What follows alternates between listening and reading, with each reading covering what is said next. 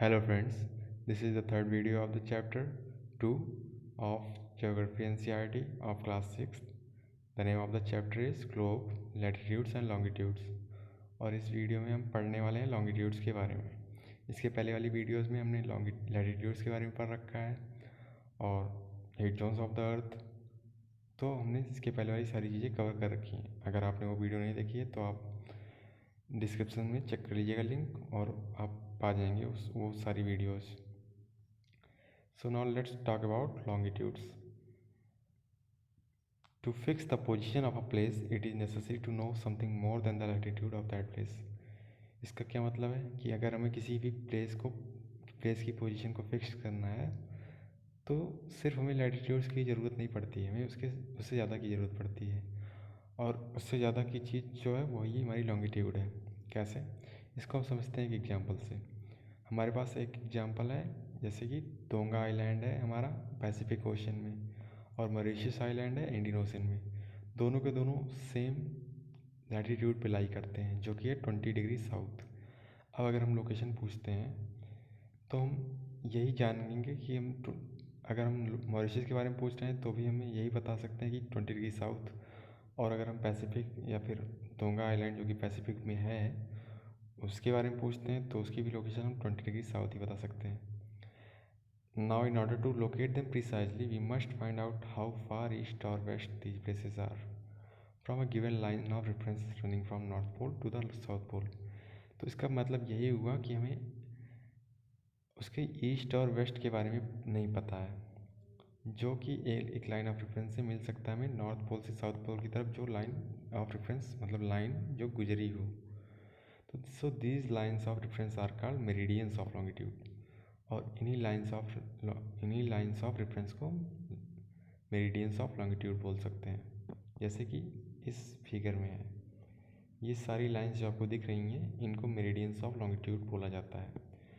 Latitudes के case में क्या था, उनको हम पैरेलल्स ऑफ लैटिट्यूड बोलते थे, क्योंकि वो लाइन पैरेलल्स थी, एक दूसरे के पैरेलल हुआ करती थी। लेकिन यहाँ पे ऐसी कोई बात नहीं है, कोई भी लाइन्स पैरेलल नहीं है एक दूसरे के, तो इनको मेरिडियंस ऑफ लॉन्गिट्यूड बोलते हैं। आप समझ गए लॉन्गिट्यूड क्या होता है। अब आगे हम आते हैं नेक्स्ट पेज पे। The distances between them are measured in degrees of longitude. ठीक लैटिट्यूड्स की तरह इनकी भी डिस्टेंस, इनके बीच की डिस्टेंस जो है मेजर की जाती है डिग्रीज ऑफ लॉन्गिट्यूड को।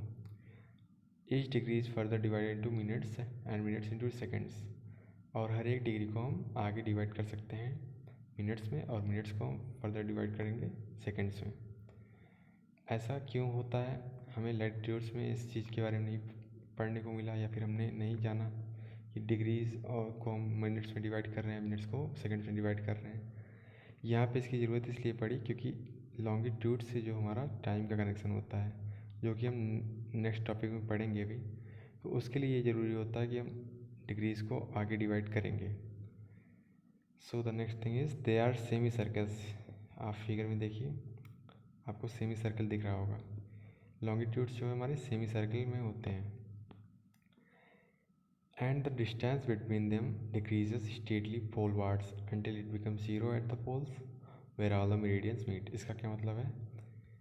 इनके बीच की डिस्टेंस, किसी भी दो मेरिडियन को आप उठा लीजिए और उनके बीच की डिस्टेंस को आप देखिए। जहाँ से इक्वेटर गुजरा होगा, यहाँ पे गुजरा नहीं है लेकिन नीचे आप देखिए यहाँ पे गुजरा है। जहाँ से इक्वेटर वहाँ 0 डिग्री लैटिट्यूड गुजर रहा है, वहाँ पे किसी भी दो मेरिडियन के बीच की जो डिस्टेंस है वो सबसे ज़्यादा है। लेकिन जैसे ही हम पोल्स की तरफ बढ़ रहे हैं, चाहे वो नॉर्थ पोल की तरफ बढ़े चाहे साउथ पोल की तरफ बढ़े, यहाँ पे हमें नॉर्थ पोल विजुअल है तो नॉर्थ पोल की तरफ बढ़ते हुए देख सकते हैं। 0 डिग्री के ऊपर जैसे जैसे हम बढ़ रहे हैं, दो मेरिडियंस के बीच की डिस्टेंस जो हो डिक्रीज होती चली जा रही है। और फिर एक ऐसा पॉइंट आता है सीधे पोल पर, नॉर्थ पोल पे, कि वो डिस्टेंस जो है 0 हो जाती है और वहीं पे सारे के सारे मेरिडियंस आपस में मिलते हैं। इस लाइन का मतलब यही था। Unlike parallels of latitudes all meridians are of equal length. Parallels of latitudes कैसे थे?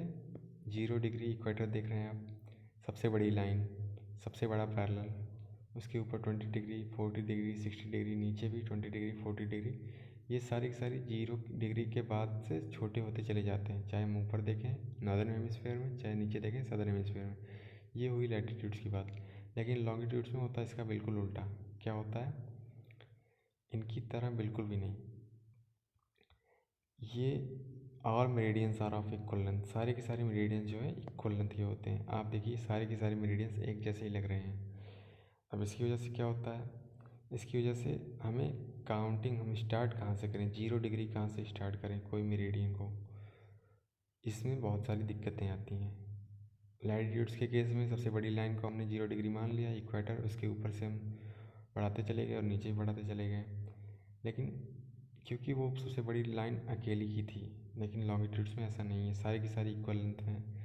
तो इसीलिए सारे देशों ने मिलके ये फैसला किया कि the meridian which passes through the Greenwich, एक मेरिडियन जो कि ग्रीनविच से पास कर रहा होगा। ग्रीनविच है कहाँ? ग्रीनविच है लंदन में इंग्लैंड में, ब्रिटिश रॉयल ऑब्जर्वेटरी के पास लोकेटेड है। तो जो मेरिडियन ग्रीनविच से पास कर रहा है उसको प्राइम मेरिडियन बोल दिया और उसको मान लिया हमने 0 डिग्री। ठीक है, its value is 0 degree longitude, अभी हमने बात की। And from it we count 180 degree eastward as well as 180 degree westward.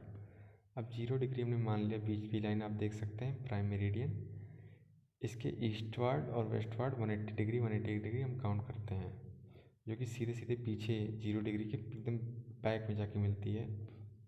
और यहाँ पे देखिए you can locate any point on, no no यानी ऊपर वाली लाइन। It is however interesting to note that 180 degree east and 180 degree west meridians are on the same line. 0 degree की ठीक पीछे वाली लाइन जो है वो लाई करती है 180 डिग्री वेस्ट 180 डिग्री ईस्ट, दोनों की दोनों लाइन वही एक हो जाती हैं।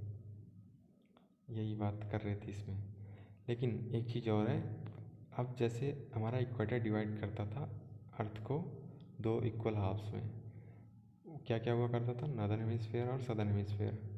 उसी तरीके से हमारा प्राइम मेरिडियन भी अर्थ को 2 इक्वल हाफ्स में डिवाइड करता है।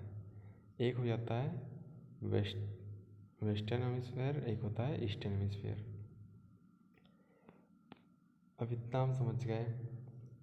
तो ईस्ट के लिए हम ई का ही प्रयोग करते हैं, वेस्ट के लिए डब्ल्यू का प्रयोग करते हैं, बहुत ही ऑब्वियस सी बात है। You can locate any point on the globe very easily if you know it's latitude and longitude. हम समझे कि लॉन्गिट्यूड्स का प्रयोग होता क्यों है, लॉन्गिट्यूड्स के बारे में हमने पढ़ा क्यों। किसी भी प्लेस को एकदम प्रिसाइजली लोकेट करने के लिए हमें सिर्फ लैटिट्यूड की ज़रूरत नहीं पड़ती है, हमें पड़ती है लॉन्गिट्यूड की भी ज़रूरत। और उसी प्रकार से हम लोकेट कर सकते हैं किसी भी प्लेस को। समझिए यहाँ पर एक एग्जांपल है, उसको हम नहीं ले रहे हैं, हम खुद का एक एग्जांपल ले रहे हैं, प्लेसेस जो है सेम रख रहे हैं। धुबरी एक शहर है असम में। यहाँ पे 26 डिग्री नॉर्थ और 90 डिग्री ईस्ट लॉन्गिट्यूड दिया गया है, लेकिन उसको हम खुद की सुविधा के लिए चेंज कर ले रहे हैं। चलिए ठीक है, देखते हैं। आप समझ लीजिए धुबरी जो असम में है वो 30 डिग्री ईस्ट पे लाई करता है। ओके, 30 डिग्री ईस्ट पे ये हो गया लॉन्गिट्यूड, और 20 डिग्री नॉर्थ ये हो गया लैटिट्यूड। अब देखिए ये दोनों 30 डिग्री ईस्ट देख पा रहे होंगे फिगर में और 20 डिग्री नॉर्थ देख पा रहे होंगे। तो ये दोनों की दोनों लाइंस आपस में एक जगह कट कर रही हैं। वहाँ जहाँ ये कट कर रही हैं ठीक वही पोर्शन हमारा ऐसी पोजीशन है जहाँ पे डुबरी असम में लाई कर रहा है। तो ये हो गई इसकी एग्जैक्ट लोकेशन। हम समझ गए कि लॉन्गिट्यूड्स कैसे काम करते हैं। बस लॉन्गिट्यूड्स के बारे में इतना ही। नेक्स्ट वीडियो में हम जानेंगे टाइम और लॉन्गिट्यूड्स के बीच में कनेक्शन क्या है। Till then take care, good bye and जय हिंद।